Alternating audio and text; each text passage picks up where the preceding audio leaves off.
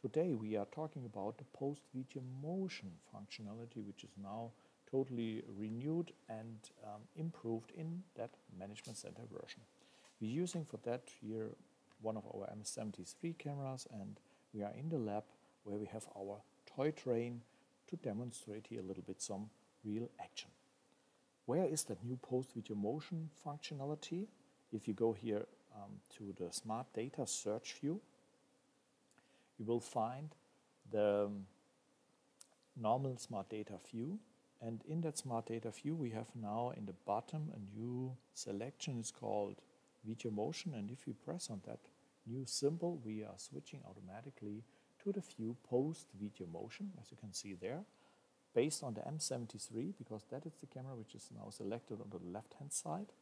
And here we can define which area of the whole image. Now you see the whole image, and here we see the post-video motion window, and if we, for example, define that here, close it, we say store that, and then we can see that the cutout of that post-video motion is only displayed in that view. On the left hand side of that we see some graphic change. Let's say that is the noise of the image. And here we can define the threshold level when the post-video motion should be triggered and register this as a post-video motion event. If we define, for example, another selection, another tab, and we say, okay, this tab should not cover the construction side of that area, it should construction one of the rail tracks. And there we can also define here, that's a train detection. We can provide here a name for that search profile, and it will be stored with that settings. If we store that right now, now you see the cutout, it's no longer on the construction side, it's then on the track, on the train track. And the same behavior, here we can leave it for example, and as you can see the search filter means search for today. If we say search, then the system automatically gets through the recordings based on that post-video motion settings. It's producing the search results, and if we click on one of the search results, you can see as well, okay, exactly here, there's the video motion detection of the train. The train was crossing this video motion area. With the instant player, we have also the ability to view back that event, and we have also the possibility using the slider as usually, get step by step through that event. If we decide to say, yes, this event is very important, I need to share that with third parties, I need to export that, simply make a drag and drop by pressing a little bit longer on the left mouse button and make a drag and drop to the export bar. And immediately that clip is selected for the next export. If we want to create another profile, search profile for the post-video motion, let us say, okay, we want to have here the construction side. That is what we like to cover. Say store that new area, and you can see, and then now the cutout, the zoom, it's changed based on that new position of the post-video motion window. And here we can also say this is construction site, return, and then we also can adjust here the threshold, and define here a new setting for post-video motion search. As you can see, the reaction here, it's basing on the changes what we're doing. We see here immediately some live changes.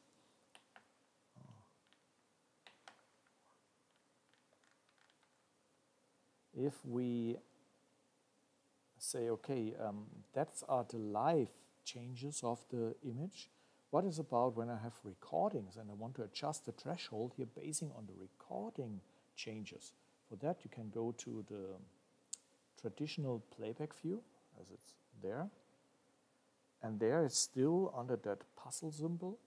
There is the post-video motion search still there, and then it's open as well this kind of window. Let me adjust that we have two windows in here. Let's make it more clear what happens.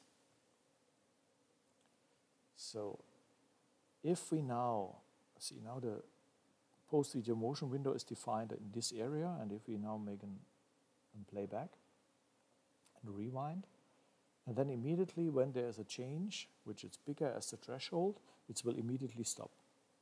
It seems like, okay, there was a change, but that was not big enough. It seems like a false alarm. In this case, we can adjust here the threshold. Okay, it must be above that. And let us make again a playback to see if now the change will trigger here the recording or the event of the post video motion. That was a little bit too big. Maybe the adjustment was also not good to choose that on here on the right hand side. Yeah. So let us define that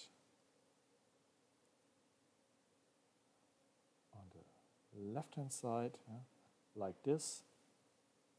Close it, store it, and then, as you can see now, it's a little bit too high, the threshold for this scenario. And if we want to have accurate results, we're getting more to this threshold level. And then we say that is fine, that is what we want. And then we press on the post video motion button in this area here. And then immediately the application switched to the smart data search in the post video motion view, and has taken a new button, a new tab in it. That it's our train detection 2. And now I can say search based on these new thresholds, make a search. And then the system also runs through the recordings, and based on that post video motion thresholds, it's providing us a kind of result list. So as you can see, two possibilities to set up the threshold based on the live feed or on the playback feed.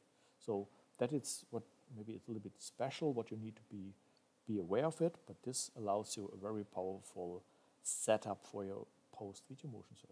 I hope you enjoyed that training, and see you again. Bye-bye.